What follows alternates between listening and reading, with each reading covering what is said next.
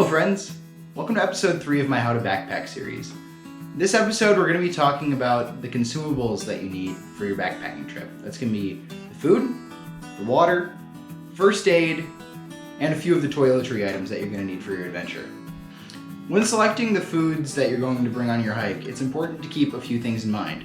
First of all, caloric density. That's how much energy per ounce you're going to get from that. You're going to want to maximize this so you'll carry less weight for more energy. You'll also want to make sure that you're getting your necessary macronutrients. So that's your carbohydrates, your protein, your fats. If you don't have those things, you won't have good sustainable energy to go on your hike. And while you're burning thousands of calories a day hiking, you need to fuel yourself optimally. A few other things, the micronutrients, the vitamins and minerals that you need to have normal functions. So that's things like your electrolytes, so potassium, sodium, other elements such as iron. You can carry things on top of just your basic foods to help supplement this, such as a multivitamin, to make sure that you're getting a full rounded out amount of nutrients. So you don't end up with something like scurvy if you don't have enough vitamin C, or some other strange condition if you're not getting all of your micronutrients, but you're burning a lot of calories. I'm gonna recommend a couple of my favorite foods now that I bring on most of my trips. This is gonna be a little bit different than what I plan on bringing on the Arizona Trail, because I plan on doing that completely vegetarian. These are just gonna be some general ideas for what you can bring. Not necessarily vegan or vegetarian, just kind of general. So snacks first. I'm a huge fan of Cliff Bars. These things have a lot of calories, and they're made with good stuff that's gonna stick to your ribs and make you feel filled. These are also very calorically dense, and they taste pretty good. They're a little bit better than, say, maybe a power bar that's really chewy, that tough like protein barness. These completely lack that. If you're looking for more on the protein side, these little packets of tuna you can actually pick up for pretty cheap from a grocery store. And if you mix this with some olive oil or some other seasonings, things like that, maybe mix this in with rice or couscous, this could be a pretty good meal, and it's a good source of protein and your omega-3 fatty acids that you need for good brain and heart health. Another thing, good old peanut butter. This on a cracker or on some tortillas makes a quick snack or meal that you can quickly put together on the trail in the middle of your day just during a break. And this is vegetarian vegan. I definitely plan on carrying a lot of this when I'm out on the trail. These two items are pretty good if you're on a budget. You can find them pretty much anywhere. You don't need to go to a specialty store. But if you're looking to spend a little bit more money but also save a little bit of weight and make it a little bit easier on yourself, you can get dehydrated meals from brands such as Mountain House, Backpacker's Pantry, or Alpine Air. And these things are great because you just have to add water, either boiling or cold, depending on what food you're doing. These things are awesome. They taste so good. They have a bunch of different vegetables and protein and carbs. It's a good balanced meal, and there's a lot of calories in a lot of these, most of the time. If you get into some of the vegetarian and vegan options though, you need to be a little more careful and pay attention to that caloric density. You don't want to carry very heavy stuff that doesn't have a lot of nutrient to it. So you don't want to carry things that are vastly high in fiber but not high in, say, sugars or other carbohydrates such as potatoes or things like that. Oatmeal. This is a great one on a budget, and you can cold soak it if you don't want to do all the prep of heating water, or you can boil depending on what you're feeling. You can fill this up with other dehydrated fruits or like the peanut butter or other chocolate chips, things like that, to really fortify your breakfast and give you that energy you need to kickstart your day. A few of the things that still fit in the category of food but aren't exactly a meal are things like goos. These are absolutely great if you're pushing up that last hill of your day and you need that last burst of energy to just get to camp. It's just a raw shot of energy, of calories and minerals, and a lot of those are fortified with different nutrients, so you get that balanced fuel that you need. The thing I like about the Stinger Honey ones is you can buy in this bulk package a bunch of those goos and then refill your own reusable baby food containers. So that cuts back a little bit on the plastic. That's what I'm going to be doing on the Arizona Trail, reducing that plastic as much as I can so that I don't have to carry it. Now to talk a little bit about water. In order to get a kick first thing in the morning, get some extra calories, get a little bit of caffeine, I would definitely recommend dehydrated coffee. It's a lightweight version to bring that household comfort with you on the trail, Gives you a little bit of a morale boost first thing in the morning, warm you up a little bit to get you out of the sleeping bag if it's a cold night, and get you out on that trail, plenty of energy. I'd also recommend bringing with you some sort of Gatorade mix or other sports drink mix with a little bit of sugar and electrolytes. This will help you halfway through your day or as you go to keep your body optimally hydrated with the electrolytes that you need. As you sweat, your body loses the salts that it needs to successfully conduct electrical impulses like controlling your muscles and things like that. So if you don't have enough, that's when your muscles start to cramp and show other signs of fatigue. So definitely bring some of this with to help keep that at bay.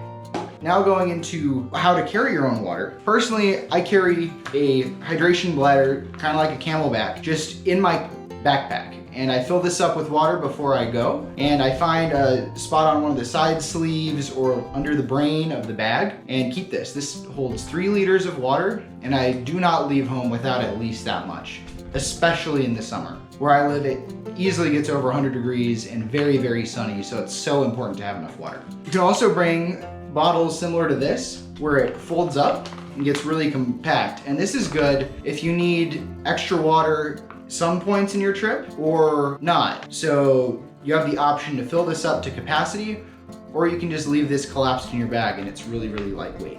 I also always carry a water bottle that I can mix my drink mix in. You don't want to mix that in your Camelback because it'll stain the rubber of that bladder and it'll always taste like lemonade or Gatorade or whatever you mix in there. So it's important to bring one of these with so you can mix up that drink mix. And you can fill this up with extra water if you need it, or just carry this around camp for all your cooking needs. And then you don't have to tote around your whole bag with the Camelback bladder in it. Regardless of how you carry your water, it's so important that you filter or purify the water that you drink in some way when you're out there. You can get extremely sick off of waterborne pathogens. So it's important to bring something like, this is the MSR Trail Shot, and it's really lightweight, small and compact. If you don't even have a water bladder, you can just use this thing. It has a nozzle to drink straight from. It's great for adventure races. I love this thing. I'll probably end up doing a review of it at some point. A more budget option is the line of Sawyer water filters. One of these Sawyer Minis costs 20 bucks from Walmart. This thing is extremely good at purifying the water and getting all of the nasty flavors out of it. Sometimes it doesn't work if the water is really, really dingy. It'll still filter it, but there might be a hint of an aftertaste. The main thing with this type of water filter that you need to keep an eye out for is that you bring some sort of a water bag that you can screw it onto so it can actually thread. Because then you need to squeeze the water through it or let gravity feed through it. If you squeeze it, it goes much quicker. My favorite thing about this, when it's paired with my Camelback, I can pop off this bite valve, put it on the clean end, and I don't even need to take this out of my bag to fill it up.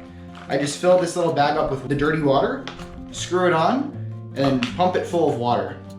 I run the risk though of potentially overfilling this and popping it in my bag, so I'm very careful when I'm doing that. But that's one of my favorite features because it lets you refill in your water very quickly, very efficiently. Lastly, I always carry a redundant way to filter water or purify it. These are Katahdin water tablets. So if you drop one of these in a liter of water and let it sit for 4 hours, that'll kill all of the pathogens in there and it'll be safe to drink. These can sometimes leave a bit of an aftertaste in the water, and it doesn't get out all the texture, like the little dirt granules and stuff that you might have that a filter would take care of. So this is good in a pinch, and I carry these in my first aid kit all the time, just in case my filter fails, but it's not the ideal for me. Although it is pretty lightweight, but it takes more time and it tastes kind of weird. Speaking of first aid, we're going on to that now. You can buy pre-made first aid kits off of online or at an outdoor retailer like REI, or even a place like Walgreens or Walmart for a pretty basic one. The most important thing, even if you buy one of these pre-made ones, is that you know how to use everything in that kit. No matter how thorough and how much stuff you're packing with, if you don't know how to use it, it doesn't get you anywhere. The thing that my family did is we have this hiking first aid kit that we got from REI, and then we added some things to it that we realized were missing or that we need for the adventures that we go on. A couple of these items are prescription medications, allergy medications, as I said before, water purification tablets, activated charcoal pills, and anti-diarrheal pills. Because diarrhea out in the bush is absolutely terrible, and you do not want that to happen to you. You get so dehydrated very quick, and it can turn very quickly into a dangerous situation. So at all costs, you want to avoid that. REI often has small hiking first aid classes, or I'm sure if you do a quick Google search on first aid classes, you could find one near you to adequately learn how to use these kits and how to properly do first aid out in the field if you need it. It's never something you want, but it's really important to be ready for if the moment arises. Now to go over a couple of the toiletry items that you'll need. This is called the Deuce of Spades. It's a titanium trowel, and you use this to dig your cat hole when you need to go and do your business. It's important that when you do that, it's 200 feet from water at least, 200 feet from the trail at least, and you dig that hole 6 inches down. Always remember to carry toilet paper as well. I have forgotten to pack it several times, and it's a horrible mistake, especially if you have diarrhea out in the bush. I'm not going to talk anymore about that. I don't have any props for these next couple items, but the obvious, your personal hygiene things that you need. So your toothbrush, your toothpaste. If you're a fan of deodorant, it keeps the smell down. Gold Bond or some baby powder to prevent chafing. It's also important to bring soap and hand sanitizer. Soap for the dishes, hand sanitizer for the hands, so that you are always working in a clean environment so you're not getting yourself sick. It's also extremely important to bring sunscreen. No matter if it's snowy out or if it's sunny out, the UV radiation from our sun is not something to be trifled with, and it's really important to protect yourself from it. The worst thing is sunburn out in the woods, especially if you have to sleep on the hard ground. There's no mercy from Mother Earth. It is uncomfortable and unbearable. Don't be that guy.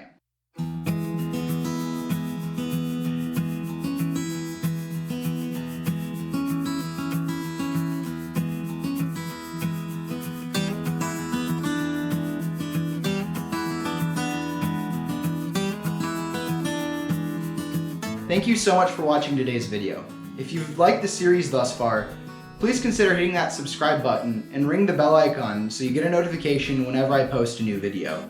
New videos out every Monday at 5 p.m. And down in the comment section, if you have any questions, please let me know.